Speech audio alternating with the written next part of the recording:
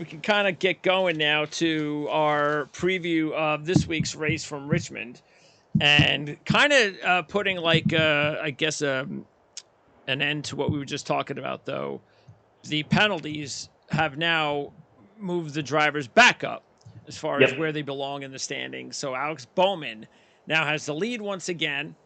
Byron is third, and Larson's ninth. Elliott, where is Elliott? He's got to be down in the 20s because he hasn't raced in weeks. Elliott's now 32nd. Yeah. And he's still 10-1 to win the championship. Yeah, he's going to have to win a race. When did he say he was going to be back? Should be, I think the earliest would be Talladega next month. So we'll see. I'm sure that's a good race to come back to. Yeah, I don't know if that'd be one I'd want to re-injure. Yeah, maybe. I think I'll wait another week. The only thing I could see is because he won the last race there in the fall. Like, hey, if I'm going to jump in, I need to win a race. Might as well just ride in the back, because I guess in his standpoint, he could just ride in the back for 186 of the 188 laps. Yeah, but you know how it is. Yeah, you don't want to get caught up in a wreck. You're still always going to have that potential for a big wreck. So yeah. All right, let's get started now on previewing this race. It's been the Toyota Owners 400 for a while, hasn't it? A few years? It has. Yeah. I believe so. So, again, they've been racing. There was only 1 year. I think that was the COVID year that they ran once. Yep. This is a 2-year deal for Richmond. And one of the things we had to laugh at earlier in a couple days ago was when the odds came out. And we've been having a pretty good time with these odds already most of the year. But this one was even funnier because William Byron, now I haven't checked. I should check it right now to see where the odds are. But William Byron was the favorite at 4-1. 4-1, ladies and gentlemen. We are at 4-1. And Byron. And then Harvick was 5-1 and Larson 6-1. So we had 3 drivers, 2 of them, Larson and Byron, were Chevys.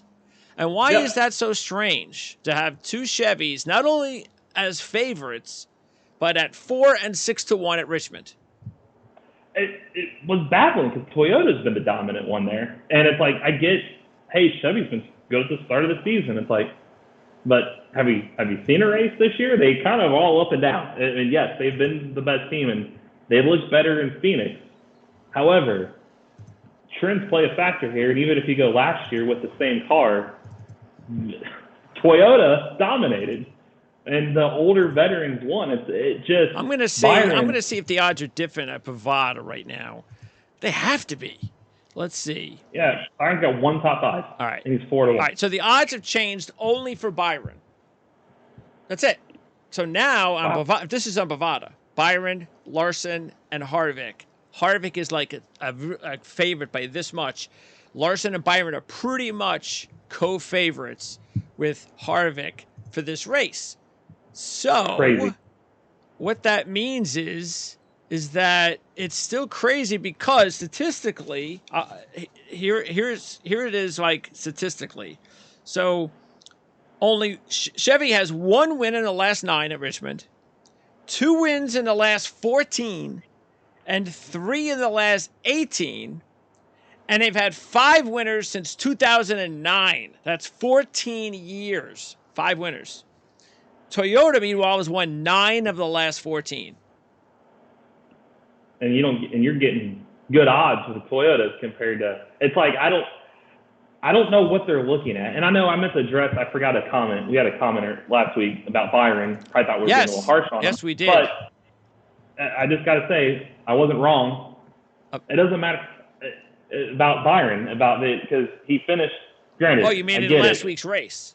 Yeah, he led 28 laps. I get it, but I always say it's people. I think this next generation looks too much at average speed and watching the top 15. Like, it doesn't matter. What matters is where you finish. He finished 5th. He still didn't finish. And he kind of admitted he didn't have the experience up front on a road course to win in the end. He still faded a 5th. Granted, with the rate restarts and stuff, but the better car won. Oh, no, everybody knows that, yeah. Yeah. But by the way, did you see Reddick went off as 3-1? Yeah. And that's because he was the fastest in practice and won qualifying. He was the one that was kind of hammered. He was my pick. We talked about it last week. That was my Picked him again over the weekend. It was just too obvious. And Byron, it's not going to be harsh on him. I don't have anything against Byron. It's just you got to look at what he does on these tracks. And yes, he won Phoenix. And yes, we said Phoenix can be comparable to Richmond, but it's not the end all be all. It's the odds. It has nothing to do against the driver. It's just the odds, and we'll go over that with these odds this week, which we've already started. But by the way, that viewer is Lewis Lynn. Yeah, so, thanks for the comment. Yeah, Lewis said, thank you guys, as always, for great content. Bold prediction, Byron will get at least 5 wins.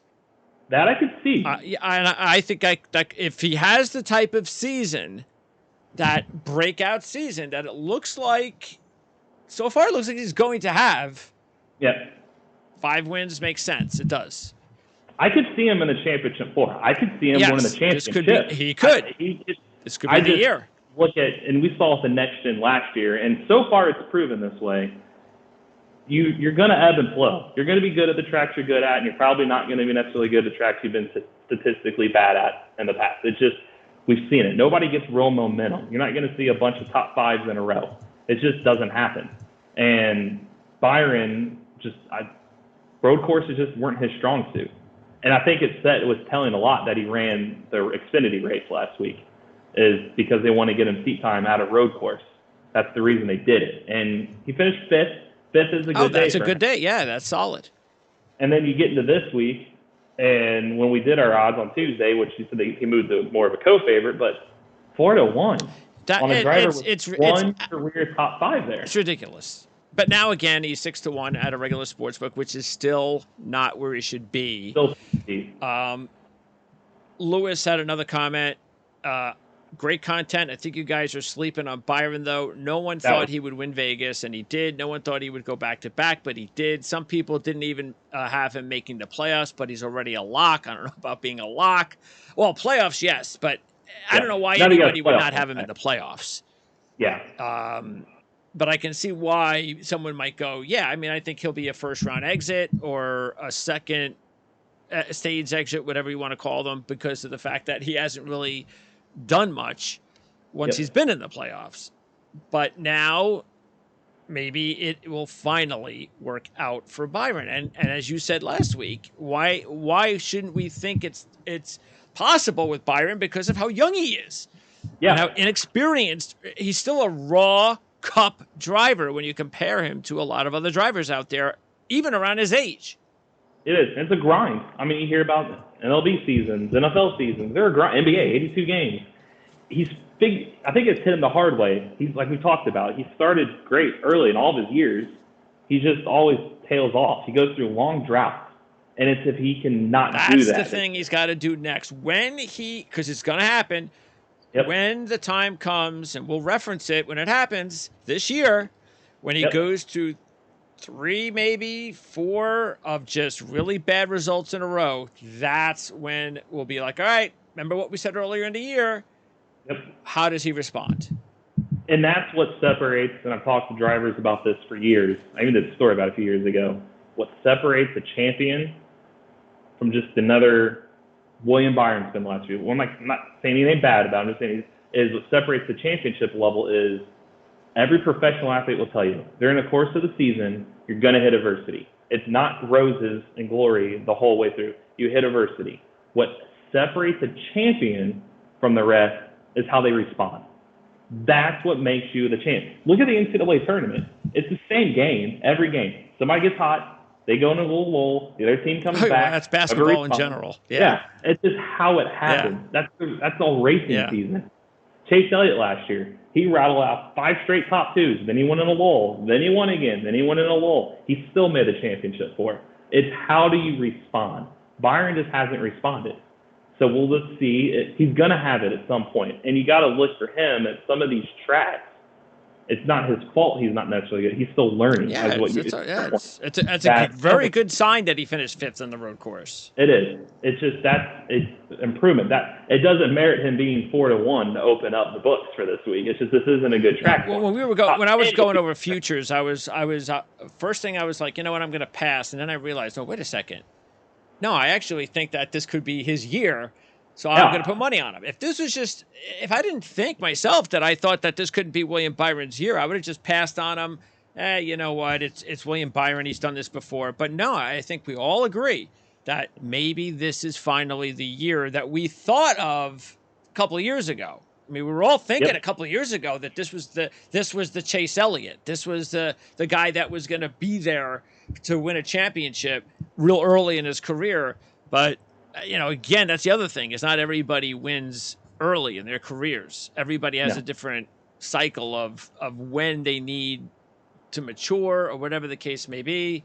And you don't know what goes on in their personal lives as well. There's a lot of factors that go into it, but he's just totally in his wheelhouse as far as his age. He's well into the prime of his career, as far as he's got a long way to go before we even say, well, he's only got a couple of years left. I mean, William Byron's got like 10 years left. Oh, at least. So Yeah, I like the 5 wins. I think that's a great take, and I'll even go further and say I feel if this trajectory keeps coming, 2, 3, 4 times series champion. I think he'll win multiple championships. if he gets to one at this age, yeah.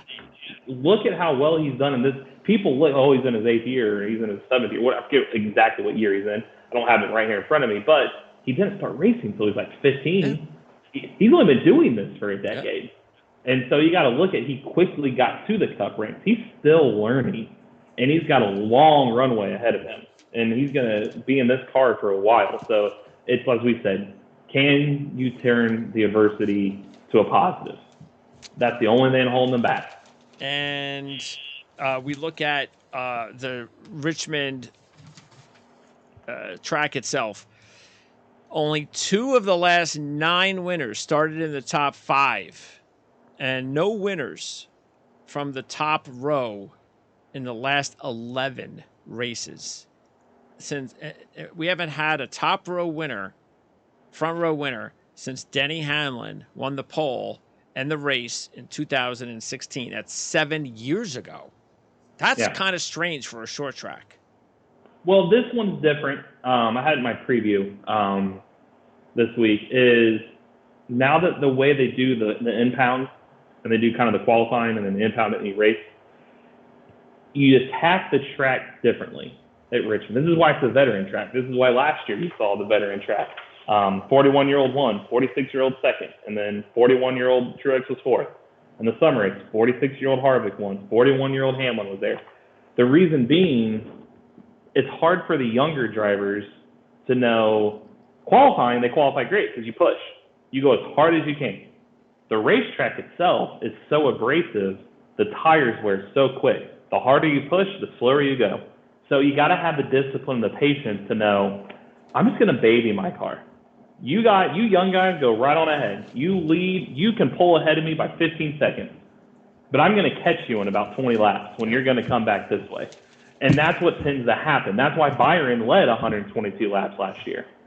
It was a pitch strategy. Got into the lead. He burned his tires off. Hamlin and Harvick pitched, fell way behind, and still came back and passed them in like the final 46 laps. That's why this track suits veterans and why qualifying is not really relevant here, because they're going to push hard for 2 laps. That's real easy to do. It's 400 laps when your tires are falling off. You got to have a really good long run car and really good about managing your tires. It's one thing to have your car set up. You also got to manage the tires over the course. And the veterans know what they're doing. So I don't expect anything different, especially now there's even less downforce. We saw Phoenix. There wasn't much passing, but they were slipping and sliding at least. Slipping and sliding does what? It degrades tires quicker. So the quicker your tires are already degrading and you get that, it's really going to be a veteran race, I feel. So qualifying, honestly, if you can see some veterans that we'll talk about here in a minute qualify outside the top 5, you might want to snag them because they could have good race cars. Yeah, you're better off qualifying in like around 13th, which would be the 3rd straight winner from the 13th position, because that's exactly what happened last year. Hamlin and Harvick both started 13th and won the race. So that's really that's where you want to qualify, because your odds will be a little bit better, and then you can go ahead and grab the driver you like. So as far as our picks, we only had 4, and none of them were long shots. I would say Bell. Correct. Harvick. No. Ooh, Hamlin. Yes. I'm going to go down. Bowman? Mm-mm. It's got to be higher than it goes to Kyle? Busch? Yes. Then let's go Truex to be the Yes. fourth? Okay. Yeah, so that's it. Matter of fact, you and I only had one more additional driver. And that was, yeah, we only had one long shot we agreed upon. One. You and me. Dylan? No. I came close, but no. Busher? No. Is he not long enough shot? I'm trying to think of who else I had down here. Did I do Briscoe this week? I don't think I did. No, I did Suarez. Briscoe. Did I do Suarez? I'm trying to remember my picks. You didn't. Who was my longer shot? I can't remember now. Gibbs. I know we'll get to it. It's Ty Gibbs, Yeah. right there next to 80-1. I said Dylan. I just completely skipped the one right next to him. Yeah. So Toyota. I had to go that way. So we'll start with the Toyotas. Why not? They're the best. And Reddick came off the win. But unfortunately, Reddick doesn't perform very well here.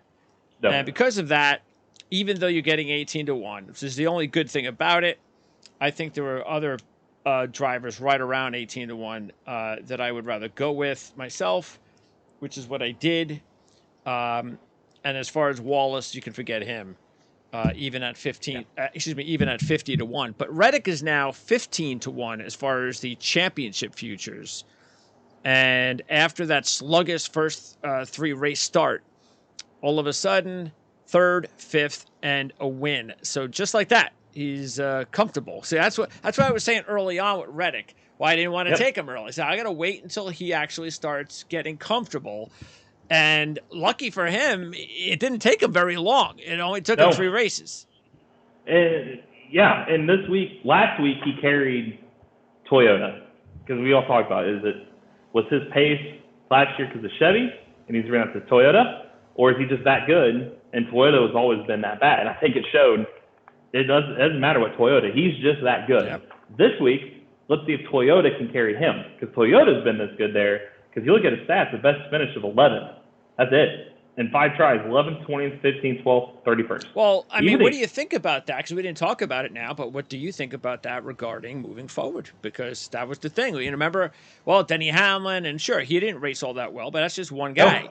Hey, you know, and look, it wasn't like there were a bunch of Toyotas up at the front. I'm not saying that. No. But still, he dominated in a Toyota. And we've also seen Christopher Bell has been pretty okay in the road courses last year.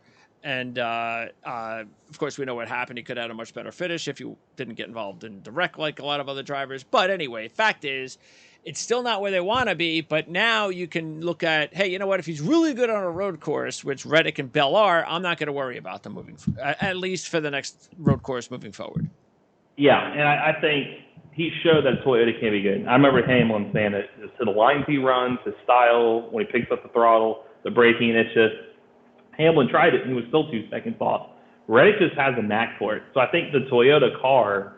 Truex is the one that I would be, hey, dude, what's up, man? You used to be awesome on the road courses. Don't give me no Toyota now. I almost think with them, because they had so much success before this next gen, is they know what a car should feel like on a road course to win, and they don't have that feel with this next gen. They're too old. And they're too mature. There you go. A certain level of racing. Looking for something that doesn't translate anymore. Where Reddick's young enough is like, I've got my style. It doesn't matter if it's a Chevy, Ford, or Toyota. I'm still going to the front. Because, he was the only one in COTA. And if you look, the next best Toyota was Ty Gibbs in 9th. And the next one after him was Hamlin in 16th and Truex in 17th. That's about what they did the year before. Yep. So that's where it's intriguing for this week, where we're asking, can Reddick carry Toyota? Can Toyota carry Reddick? Yeah. Because Reddick's got a lot of 3 straight top 5s. It's even the Xfinity days, he wasn't good here. Exactly. There's no reason to go at Reddick, even at 18-1. No. There's a reason it just baffles my mind knowing that they're looking at that and have him an 18-1 despite having 3 straight top 5s. But Byron's got 1 career top 5 there and he was 4-1. It's the Chevy Hendrick thing. Yeah. It's, they're like the New York Yankees. Yep. And by the way, I don't know what kind of mind game Bubba Wallace is playing with himself. But it's a bad look. So Yeah, enough saying he of should have been the right. I need to be Yeah. replaced nonsense. Because, You say hey, that enough, you're going to. what's that? I think you say that enough, they're going to. Exactly. I'd be And like, now it's one in more your head, time. like you said. Stop saying you got to have this sport is told you've got to have confidence, momentum, and he basically is admitting he's got none of it. And it doesn't help. And we said this last year when Kurt was winning and Kurt was running well. How much pressure is this going to put on Bubba? Well, Kurt took 10, 11 races, and you won at Kansas, and he won. Reddick is 6 races in, he's already won. It took Bubba almost a full season to finally get a win at Talladega. So they're putting pressure on him. So I can see where he's feeling It should be. Yeah. This is because we said at the beginning of the year he's gotta do better. And if he doesn't, it's time to look for someone else. This is where the respond to adversity thing for him is the car has proven they could win. It's time for you to step up. But instead of saying that stuff, you should come out with confidence.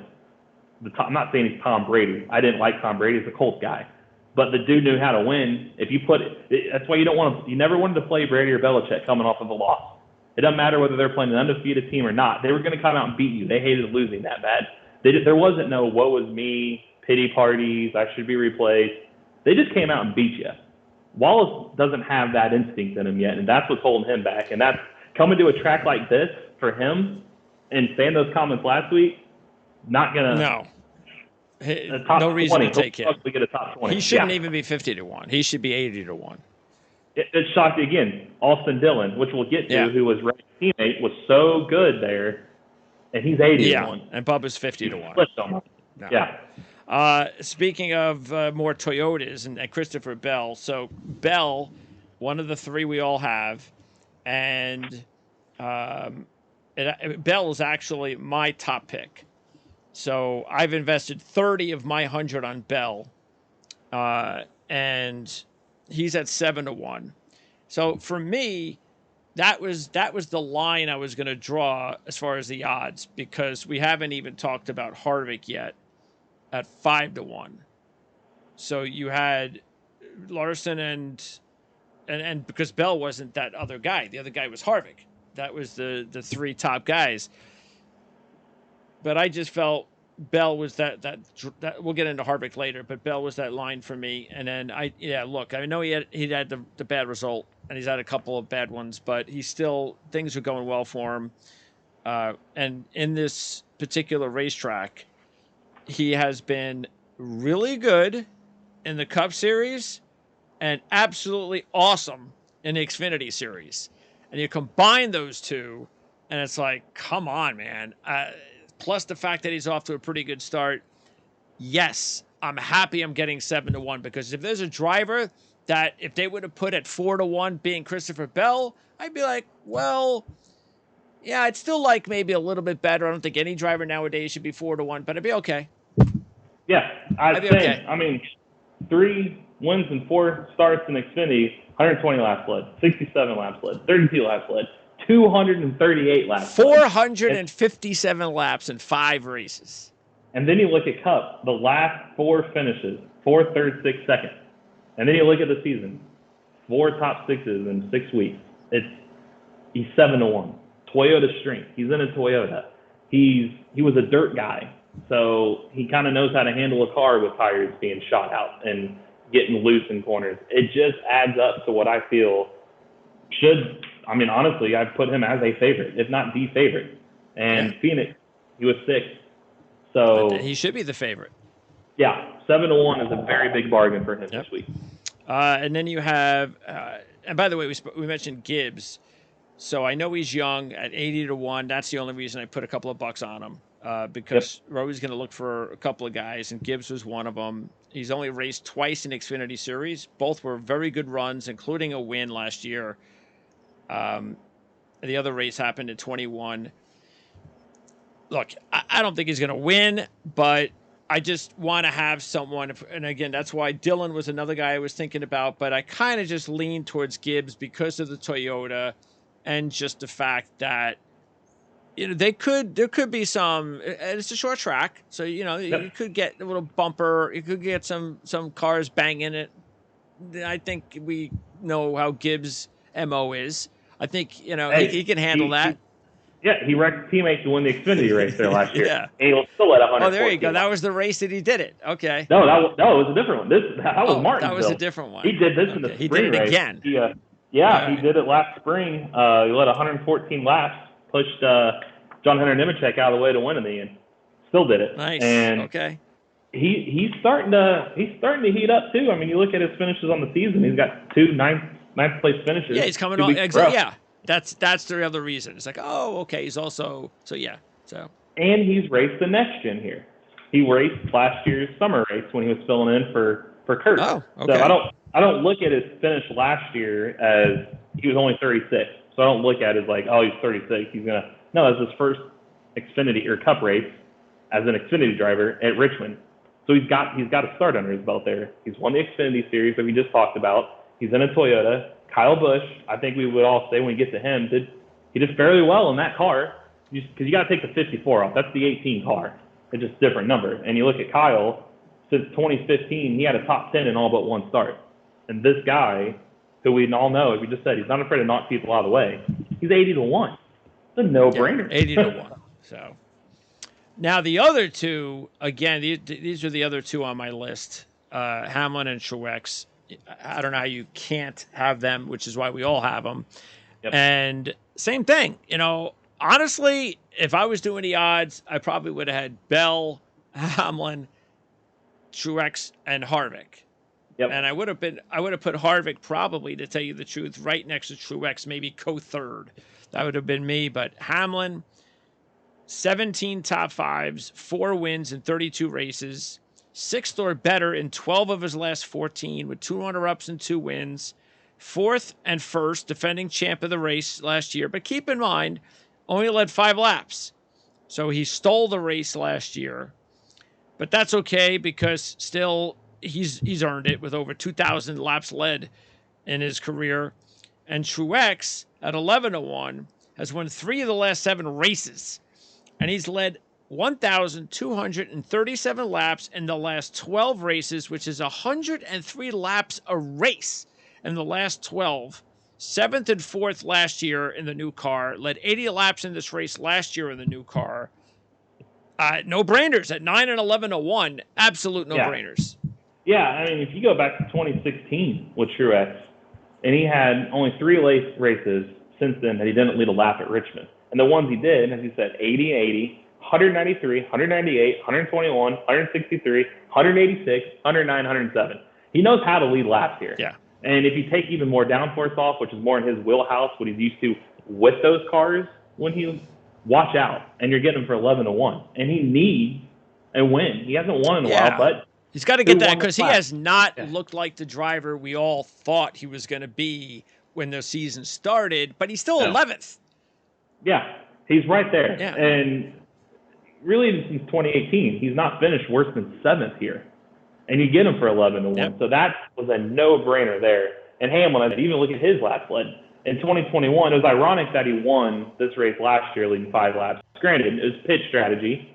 They dominated. They were the top 5 in the stages. The Toyotas were every stage.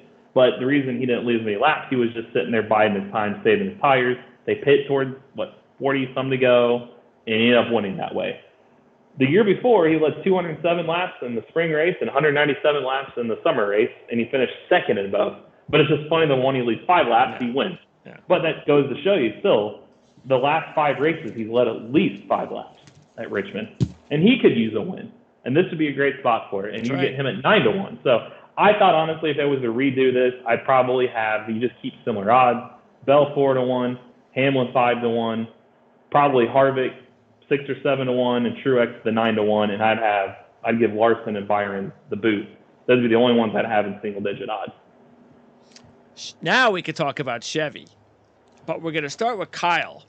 And the reason we're going to start with Kyle is because he finished 2nd last week. And it was, on those restarts, I'll tell you right now, even though he was up there, because Reddick was up there, I never felt Reddick was in trouble, even if Kyle would have gotten the lead early off of the restart. It's like, no way. Reddick is just going to pass you anyway, because Kyle just wasn't that good. He was top 5, but he was not capable of winning that race. I don't even know if he led a lap.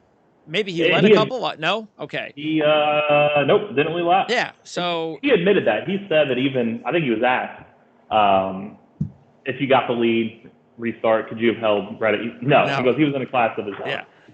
Which is ironic, is because Kyle is driving the car that Reddick was in last year. Yeah. But he had no way he was going to catch him. And that's why I'm glad Reddick won, because the right car won. Yes. Kyle, this week, as you said, I mean, he's quietly, it's just, he won Fontana. You just get the sense, like, he was runner-up last week. He's just quietly hanging out. He was 10th the week before, 8th the week before that. So that's 4 top 10s in the last 5 weeks. And Richmond, as I just talked about, granted, he hasn't had a top 5 since 2019 when he was runner-up, but since then, still 6th, 8th, 9th, 9th, 9th. He leads a ton of laps. I mean, even since April 30th, 2017, he led 1 lap that day. He has led a lap in every Richmond race except the last one, last summer. So he leads laps. He's up front. You kind of got to be there in the end to win. And he's a veteran that knows how to take care of his tires too. And he's with the Chevy. So if I was going to go with the Chevy driver, I'd go with him. That's the thing. Over Byron or Larson, and you get him for 12-1. Well, that was it for me. If Kyle was 9-1, which, to tell you the truth, I'm actually shocked that with his reputation, that like Byron and Larson are only there for reputations. I'm shocked Kyle, his reputation didn't have him at 9-1 or whatever. If that was the case, I would not have touched him. But at 12-1, I was like, well, come on, man. I'm sorry, but this is the game I'm going to play. You want to go ahead and overprice. Look, because again, I think Harvick's overpriced. I do too. The only reason I did not play him. The only reason. But Kyle at 12-1, I mean, come on. He's got 10 straight top 10s with a runner-up and 2 wins at Richmond. Just an absolute no-brainer there. Yeah. I mean, I just don't. And he was 8th at Phoenix, so the top 10 at Phoenix.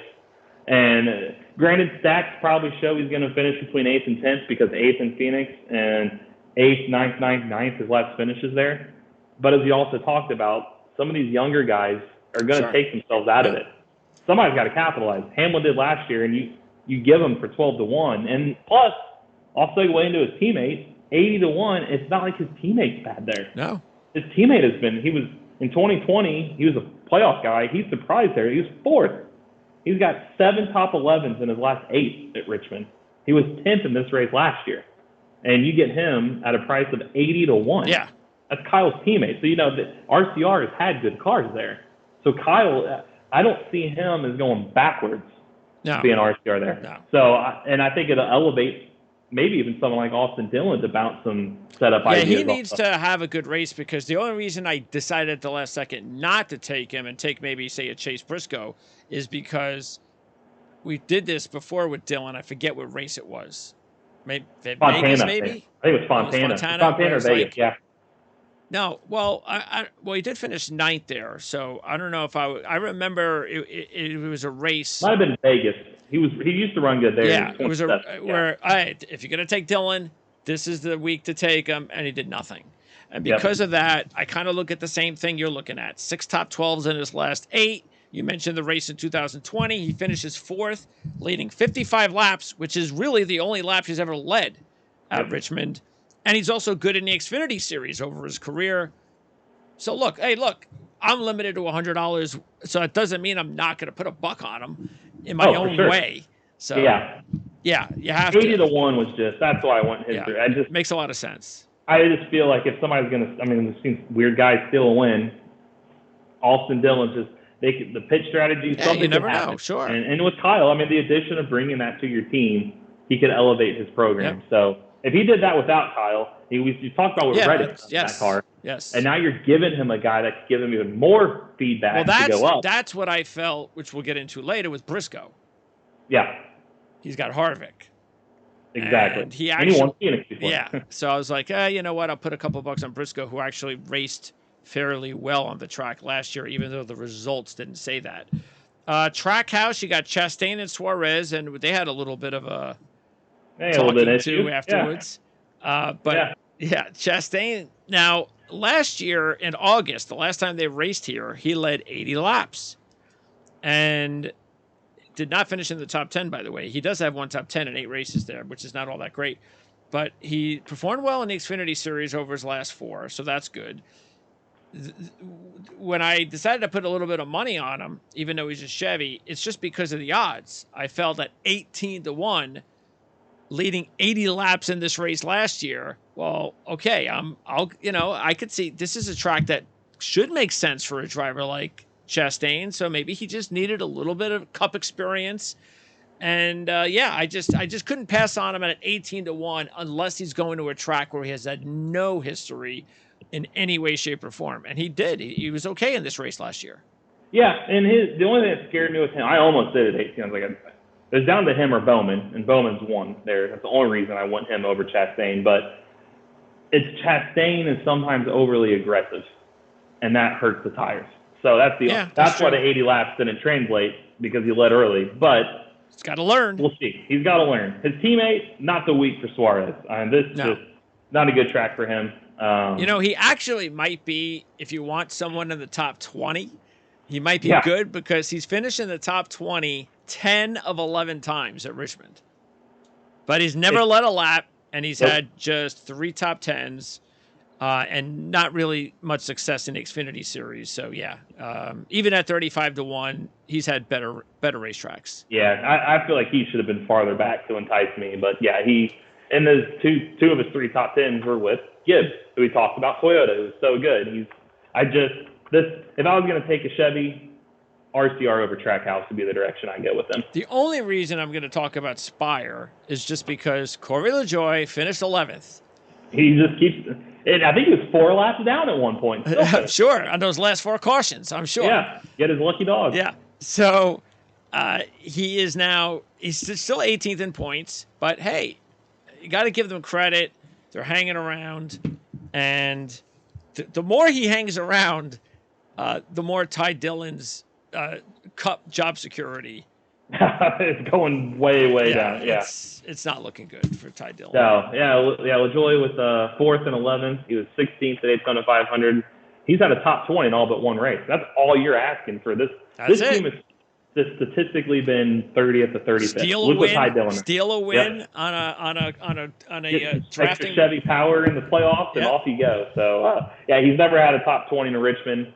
He's had 5 of the 6 weeks this year. So a top 20, I think, would go a long way again for their confidence. So I think they're, in the football terms, they're out kicking their coverage still. So maybe this is the year he actually wins one of those races. Maybe Talladega.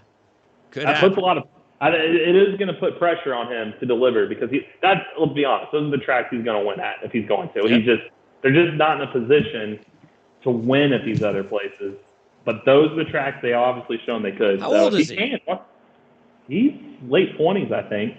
So do you think he's a driver that if he would have finished in the top 20 in points this year, do you think that would the rest of the, would if other owners just look at him as, he's just another Michael McDowell, though?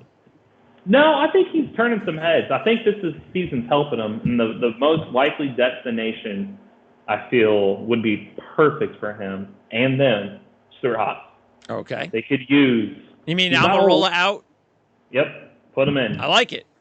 Harvick's already leaving. You already know that ride's sitting there. And he's not old. That's right. They're going to have 2 openings. Yeah. He's not young to where you're getting kind of a novice. Actually, they might have 3 openings. Could have 3. Yeah. They might rehaul this whole thing, other than Briscoe. I would be curious what he can do with a ride like that, because he knows the track. He's a veteran, but he's still got a long enough runway. You can get him for another decade or so if he performs.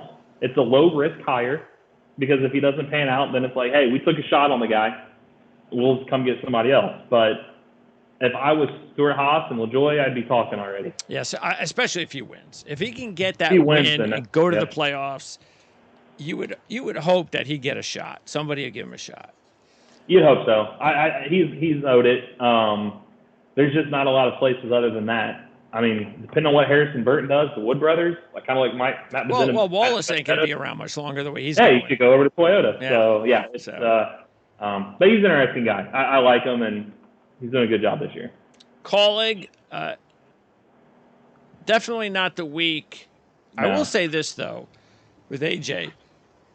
at some point, I don't know when it is, but at some point, it's like, all right, AJ, you're back in Cup.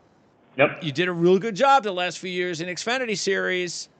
That wasn't just winning at specific racetracks. You were actually, in contention almost every week. What are you doing? Come on. I mean, because I'm telling you, I see no reason why, if he does not make the playoffs this year, why I'd be like, oh, okay, yeah, let's give you just another chance. I mean, I sorry. think he talked about before he was miserable with JTG and running kind of how he's running right now. And it just lost his passion for the sport. And that's why he I'm done. I'm going to go be a reporter for IMSA. And then Cauley called and was like, hey, we use a part-time veteran. You don't have to run the super speedways. We can just run you 10 races a year, whatever you want to run. And he started liking it. He was winning. And then it kind of eased in. And it was full-time Xfinity. And then he ran those few Cup races last year. And it kept growing. And he was doing good. He won a Cup race at Indy. And here he comes. And he's got one top 15. And this is right back to what he didn't want to do. So if that doesn't change, then, yeah, I could see that seat being open next year. If I was him, like, I don't have to do this. This was just kind of fun that I'd come back and do. But, this is not his track. Even last year when he ran this race, he was 27. Yeah, no. And Justin Haley, he's not, too young, not enough good experience there or success there to weren't talking much about him either. And then we wrap up, besides JTG with Hendrick. And so for Chevy, so Byron, he's the favorite of the race at 4-1. Again, maybe 6-1 now if you can get him at a sports book. 2 top 10s and 1 top 5 at his last 4 is nice. Third in this race last year, as you mentioned, led 122 laps. But let's keep in mind he had no top 10s in his previous 7, leading no laps. The good news is it came off the new car last year, so that's good. I got no problem with William Byron at about 12-1. Same. That's where he should be. Probably a good top 10 pick. Could be. Wager there. Yes. The way he's going, absolutely. Days, yes. 30th and 7th there. And those 122 laps, again, I caution, the Toyotas dominated the first 2 stages. The only reason he got the lead was they were playing the pit strategy game, the Toyotas being. Byron went the opposite. Okay. Had the track position, had the lead. We know it's a tough track to pass on in general. If you got a good car, you stay up front, clean air, it's hard to pass. That's the only reason he led 122 laps. Okay. His pitch cycles were happening, and they were playing the longer game where other guys are playing the final segment. Their group was, we're going to do this on one more stop. The Hamlin, Harvick, veteran Toyota's group. When did it get passed? Like 30 to go or something like that, or 20? Something like that. Yeah. No. It was inside. I think it was inside 10 to go. Like, yeah, because, so look, I mean, they took a chance and it was a good gamble. It did. It got him to third. Yeah. But as far as pace, stats, trends, yeah, it just does not merit 4-1. Yeah. And even 6-1, it's too low. And I don't have it on this sheet. I have it on my site, but I'm pretty sure Hendrick, out of their last 26, 27 Richmond races, have won once. Hendrick? Bowman. Yeah. So I don't have any reason why I would jump on them. Just they don't seem the team that you're going to just all of a sudden they're going to go out and win it. So yeah. So you took Bowman as you said at 18-1, and look to me the good thing is the 18-1. Yeah, because he's got that's the the win. only reason. Yep. Like you said, but Bowman did what he sometimes does, and he stole that one late, sort of like what Hamlin did last year. Stole the race. And he did. It was a steal, and I looked at him. Other than Atlanta, to where he was the top 10, where Chastain took him out of the top 10 with the drafting move at the end, he's had a top 10 every race this week or this year. That if he's in the top 10, late race caution, they gamble. But I also caution too. I was saving this when we got to Hendrick. We talked about the penalties, and I mentioned one of the penalties that was stood. They don't have their crew chiefs this weekend. This is a week that I think it might expose them because your car is going to fall off on a run, and you got to have the strategy call in the pit box, and you got to have Got to think quick. adjust the car, what they're liking. The only one of the Hendrick guys that has Byron, hey, you know what really sped him up? When he got Rudy Fugle. That's when really last year we saw early that was his Truck Series crew chief, came back, and they've worked well together. Rudy's not there this weekend. He's suspended. Bowman, his crew chief for the last several years, retired at the end of last season. That's his crew chief. That's his interim crew chief. So they've already worked together here before. Okay. They're the only tandem in the Hendrick camp that has. I'm like, well, they've won here together before. Okay. Greg Ives knows what Ballas Bowman needs, where the other three are just kind of guessing. 18-1, he'd be the one I'd guess out of that. So I think that the crew chief factor is going to play a role with them this weekend. All right. And Larson at 6-1, another low odds race for Larson. Better than some other tracks. Definitely, where his odds didn't deserve to be this low. That's because he won this race in 2017, runner-up, or he won here in 2017, runner-up in 2016. But he has had only one top 5 in his last 8 races, with 19 laps led during that time. And when he led 53 laps to win in 2017, since then, he's only led 39 laps. Well, really, if you look at it, he's only led 39 laps in the other 15 races that he's had here. So he's really only had one good race and a couple other decent races, and it hasn't really happened in a while. His 5th place finish last year was just he was never. It was a pitch strategy. Yeah, he was like never going to win. Like the Byron. Yeah. So. And I caution too, the success he had there was with Ganassi. It wasn't even with Hendrick. So with Hendrick, he's not done anything. He's led 19 laps. And this isn't a strong track for him because of that. And it doesn't merit 4 of his 6 weeks this year. He's finished 14th or worse. On a track like this that he probably will finish 14th or worse, 6-1 was just, I don't know why. I have no idea how you can put him 6-1 over Christopher Bell, who we talked about was leading so many laps and won 3 of his. I just can't fathom how he has better odds than Christopher Bell. So it's early in the season when you look at, you just mentioned Larson, who has 2 results that are in the top 13, both top 5s, no wins, and he's 9th in points. Stage points. There you go. So, Ricky Stenhouse finally got something going. Yeah. With that road course top 10 last week. And we all know why that probably happened. Well, everybody takes each other out Yeah. very end up. So, yeah, and he doesn't have anything this week either. No. Legacy, the last of the Chevys. You got Jones, unfortunately, hasn't really. He had a pretty good showing in Xfinity, but it hasn't translated to the Cup Series. And Gregson, 24th here last year in the Cup Series in August. But as we've been saying all year, with these two, they're just not. Neither one of them are doing much. And Gregson too is not. I mean, he's been a little bit better the last couple of weeks, Gregson, but even though he won this race in the Xfinity Series, you have no hope that he's going to translate any of that to the Cup Series yet. No, I think their morale they even qualified well last Saturday. Both of them in the final round. And you look at the finishes, and it's just Jones 23rd, Gregson 20th, Johnson first lap out of the race. It just, you feel like it just deflated everything on Sunday. So this isn't a strong track for him in Cup. That's why I would just punt on both of them this week. Just, there's no number. I don't care where they qualify because, again, they can qualify well. They even showed that last week. It's the finish, and they're just not doing it. So I would punt on both of those guys. Let's move to Ford, and we'll start with Buescher and Keselowski because Buescher had a solid 8th last week, which was good for him. And we know that they've both been racing pretty decently so far. Keselowski 12th in points. Buescher was 3rd here last August. So you got to keep that in mind. And you put a little money on both of these drivers. Keselowski's got 2 wins in his career. top 15 at both races last year.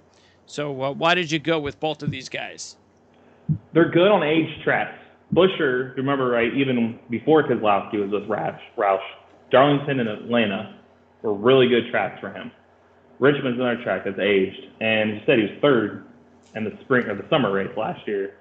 They look better than this year. Keselowski, top 15 in a down year for their performance last year. He still got dual top 15. Their short track package was pretty good towards the end of the year. We look at they did decent in Phoenix.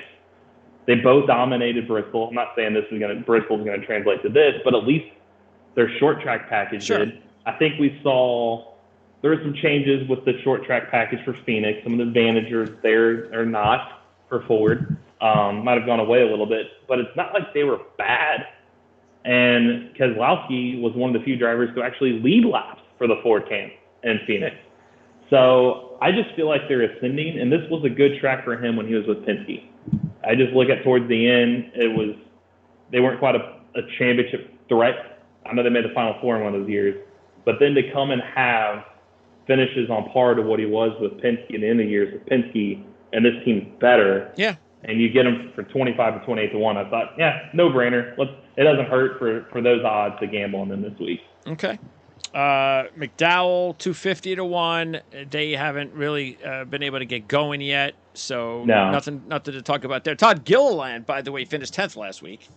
Yeah, he's got another top 10 for him. And actually, he was 15th in Atlanta, so he's surging. But this isn't the week for him. I mean, McDowell has not finished better than 25th in 2019 and hasn't had a top 20, which was the 16th place around in 2017. So if he hasn't done it in that, there's no way Gilliland's doing that in there.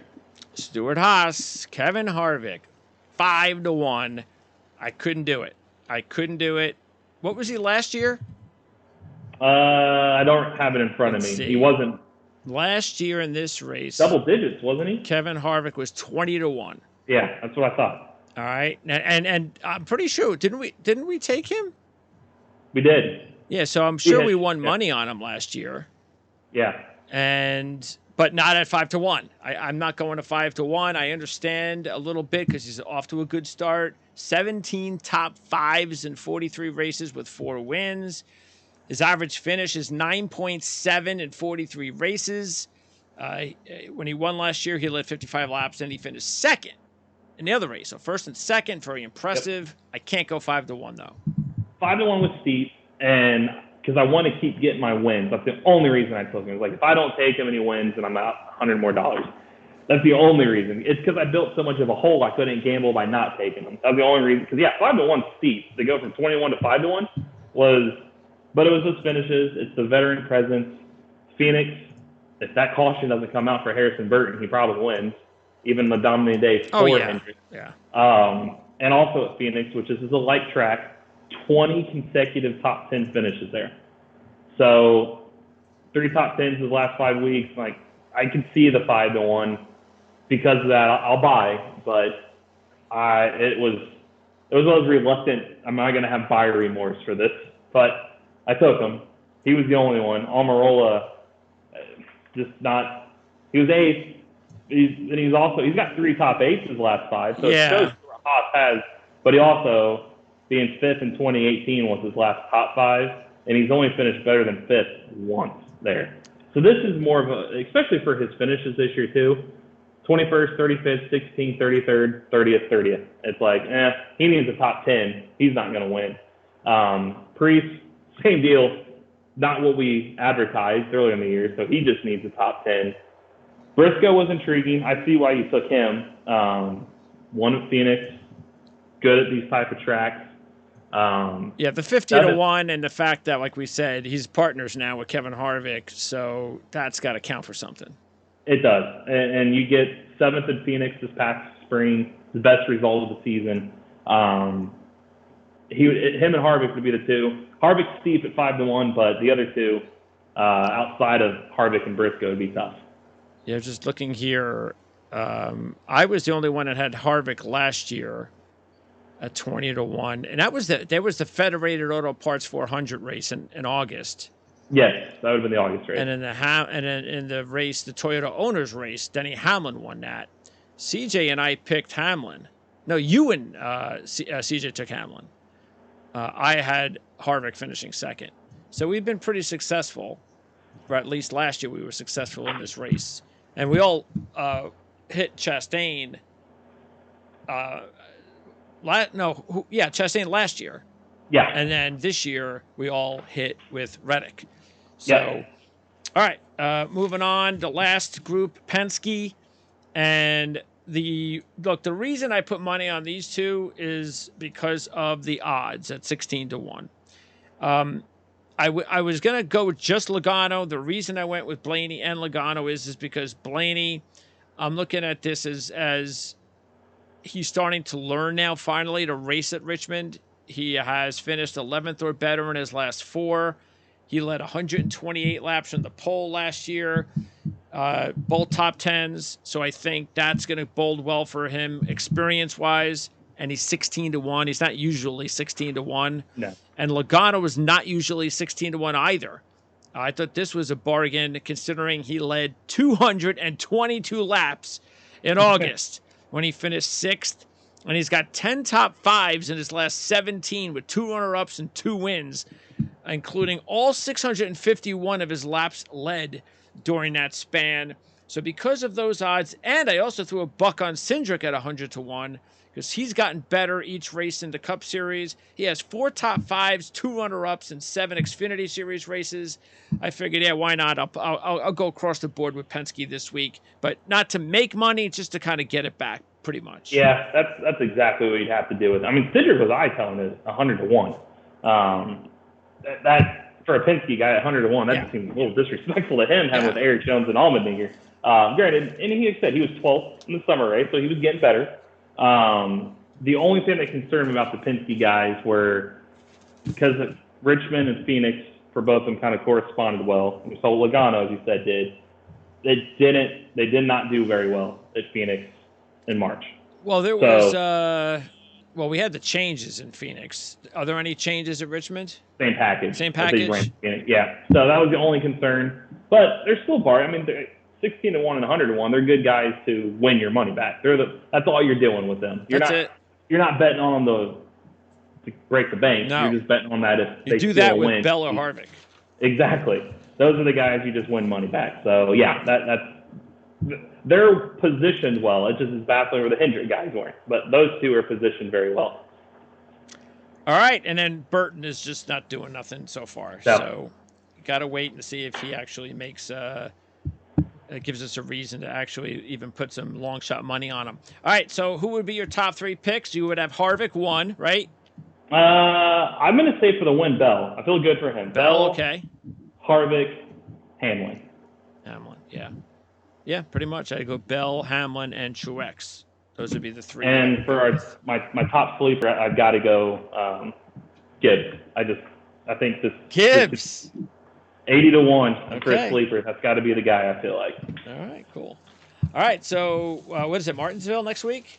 No, it's Bristol Dirt. That dirt nonsense. Yes, Bristol Dirt. Yeah, we're going to have a fun time talking about that crap next week. Yeah.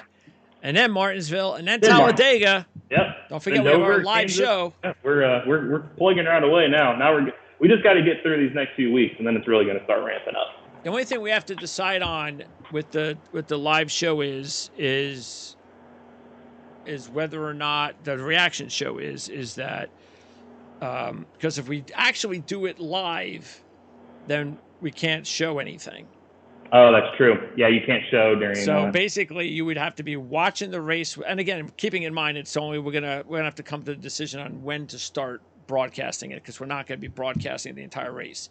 So we'll have to decide, and you can give us your opinion on where you think you'd rather watch it live as it happens, and all you're doing is getting our radio basically reaction, or we'll watch it as like we're watching it live, and then we will record it, and then we will show it to you afterwards, and you'll be able to see us talk about it, and you'll be able to see the highlights as well. so you know what we're talking about. But I would venture to say you'd probably prefer to see us do it live, but that's up to you guys. Up to you. Yep. Make it a lot easier for me too. Yeah, So, exactly. yeah, I don't have to put in those highlights. So anyway, that'll wrap it up. Dirt nonsense next week, and we'll see if we get any more penalties. Yeah. This week. Hope not. Yeah. What's just? Can we week. get a week where we talk about like, hey, it's quiet this week? Yeah. That's what we need. No penalties. Let's just talk about the race. Let's just go. Exactly. All right, Eric. Thanks a lot as always. I'll talk to you next week. Sounds good. Later, guys.